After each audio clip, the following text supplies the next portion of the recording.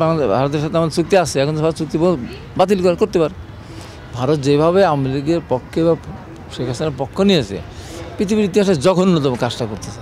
এই জঘন্যতম পৃথিবীর ইতিহাসে কিন্তু কেউ কোনো দল কোনো দেশ করে নাই। পার্শ্ববর্তী দেশের একজন এক গণহত্যাকারী লুটেরা একজন ভোটকে ধ্বংস করে দিয়েছে, তার পক্ষ নিয়ে আজকে বাংলাদেশের সাথে যে ভারত যে কর্মকাণ্ড করতেছে, সেই কারণে ভারত যে কোনো সময় চুক্তি বাতিল করে দিতে পারে।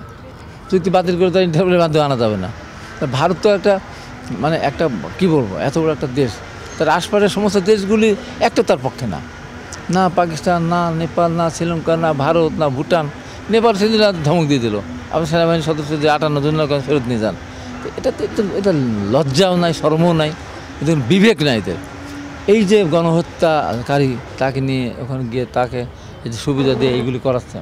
আমাদের বাংলাদেশে কিন্তু হিন্দুদের উপর নির্যাতন হচ্ছে।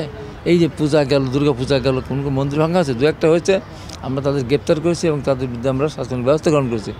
ভারত প্রতিদিন বলছে, মিথ্যাচার করছে। তার আর বাংলা থেকে শুরু করে বিভিন্ন মিডিয়া যে বাংলাদেশে হিন্দুদের অত্যাচার করা হচ্ছে, ধর্ষণ করা হচ্ছে, বাড়িঘর পুড়িয়ে যাচ্ছে, জ্বালিয়ে দেওয়া হচ্ছে। এবং এই ক্ষেত্রে সব এক হয়ে গেছে। রাহুল গান্ধীর মতো আমরা কংগ্রেস, যাকে আমরা মনে করতাম তারা একটা দল, সেকুলার দল,